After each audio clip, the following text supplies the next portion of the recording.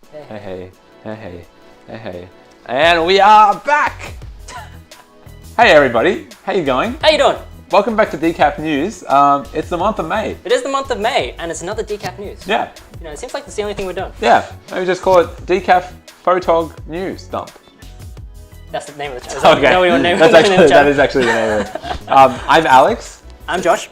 And it's been a busy month for the world, don't you think? Yeah. Yeah, with the royal wedding. That was nice. Yep. Yeah. North Korea and the US holding peace summit. Yeah. Or is it planning to hold a peace summit this month? That was also nice. And then them cancelling the peace summit. That was not nice. And then the peace summit. And then that was good again. Yeah. So there's quite a lot to unpack today. Let's get into it, Alex. Let's get into it, Josh. Yes. Let's do it, baby. Let's start off with a fun one, I guess. Kodak has released some teaser images for Ektachrome, the new old film stock that was recently brought back from the dead. That's pretty exciting. They released it on both Twitter and Instagram. The film stock looks pretty cool. It brings me back to the 70s, the 80s, the 90s. It looks really nice. It has a nice aesthetic to it. Apparently these up here were shot on Ektachrome film, made on their pilot scale equipment. Yeah, I'm not really sure what that is. What does that mean? But doesn't matter. The second news story, the second news story of today. The second news story of today is the announcement of the Camera of the Year award from the highly prestigious Camera Grand Prix. So is that like the Grand Prix for cameras?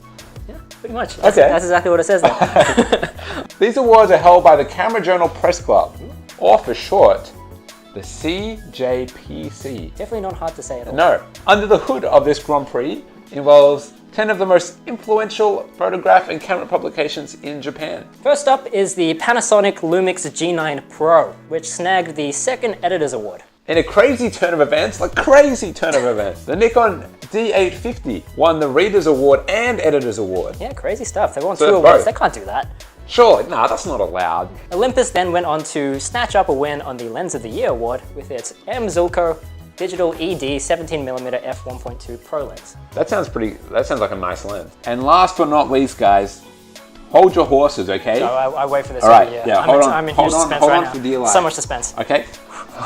The Camera of the Year goes to, drum roll please, the Sony A9. Yay! I just spat everywhere when I said that. Yeah! Hey!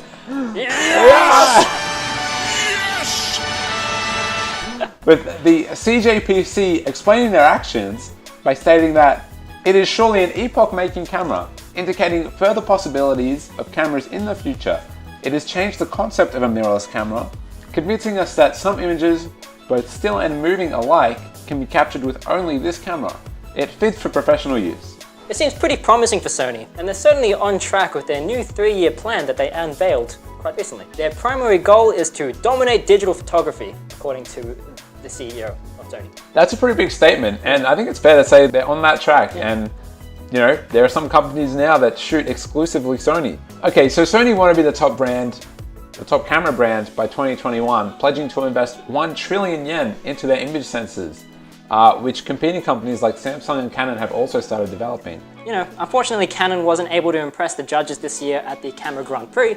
They are seeking to get some revenge on Sony by going after them in the sensor-making market. Third-party companies are now able to purchase any of the 3 top-of-the-range Canon sensors that they've developed. Wow. The massive 120 megapixel CMOS sensor, the 5 megapixel global shutter sensor, and the Full HD ultra-sensitive sensor may all be seen in third-party brands.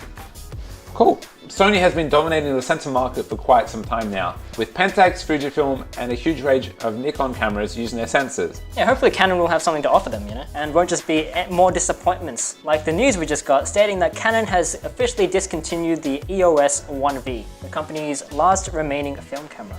Why? I know, why Canon? Film's coming back, man. What's happening? Get back into it, dude. This marks an end to an amazing 80-year run. And we had some good times, didn't we, Alex? We did. We did have some good times. I don't know why these companies are doing this, man. Like, film is around. Film is relevant. Yeah. You know? Keep producing it, man. Yeah. You know, Kodak brought back film stock, so maybe Canon would bring back, you know, production of film cameras. And just not this one. Yeah, not this one. But, you know, I never know. Maybe next year. Reportedly, production on this camera had initially ceased in 2010, but Canon still shipped and sold the camera from its inventory. 8 years ago. Yeah, so it probably means that people weren't buying them at any fast rate. You'd probably think. It took a little while. Yeah. So they either had a massive inventory, or nobody was buying them. Nobody was buying them. And you know, in line with this is discontinuation. I don't want to be a broken record. Don't want to be a broken record or anything, but we have some more discontinuation news. And I'm so sick of saying that word, you have no idea. Discontinuation. Discontinuation. Should we just call this things that have been discontinued since we last saw you? I think this is what the title should be. I'll call it Decaf Discontinuation. That's what it should be every month. Yeah, so what Alex is trying to say here is that the Leica M7 has ceased production as well. So like these two big companies made film cameras and now they're not. Oh, crush the balls, Josh.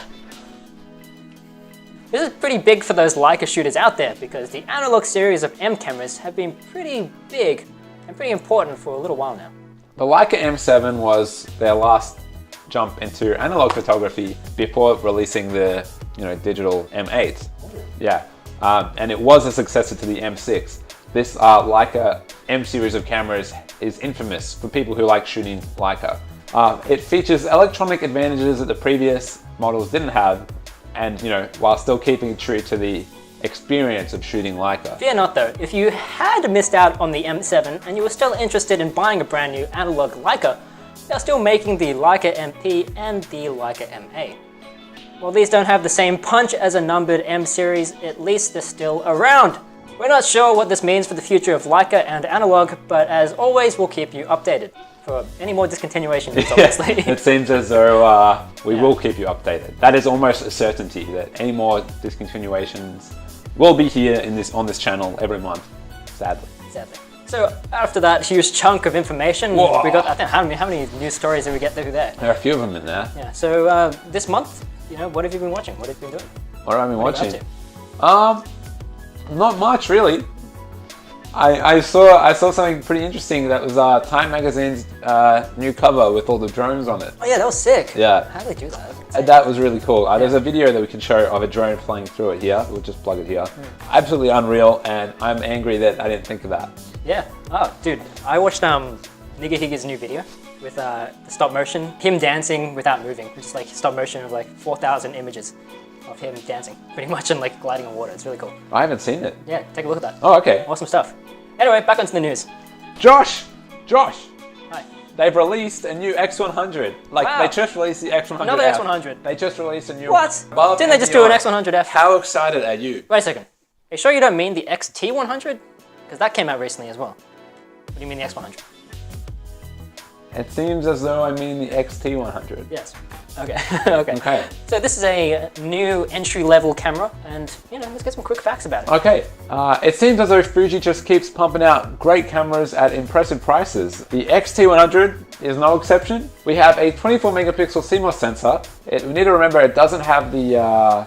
It's not X-trans. Yeah. That's something that I forgot to write in. It's not X-trans. I think. I'm not going to say. 4K video, and finally, a fully articulating screen. What? It's quite similar to the XT20, but a fair bit cheaper and an improvement on the XA5. Yeah. So it fits right in the middle there. Right in the middle. Yeah. At just $600 US, this entry-level mirrorless camera offers great bang for buck. Bang! And I think we can all say we appreciate Fujifilm because they continue to offer new initiatives, albeit at the result of very confusing name pseudonyms like the X Pro 1, XT1, XT2, X Pro 2, XT2, XT100, X100F, X100T. Yeah, they all have... I legitimately thought that this was a new X100, and I thought, surely not. They've just released the X100F. So I'm confused. I don't know what's going on. I don't know either, man. Yeah. I've got even less of a clue than you. Yeah, and I'm a Fuji lover. He's a Fuji lover. I love Fuji. He loves Fuji. Oh yeah. Anyway. Yeah, is that it? That's it. I think that's it, guys. Okay. We managed to get through that one. Wow. All right, I think it's time to strip off and why are we undressing? and we'll see you next time. Bye bye. Okay. It's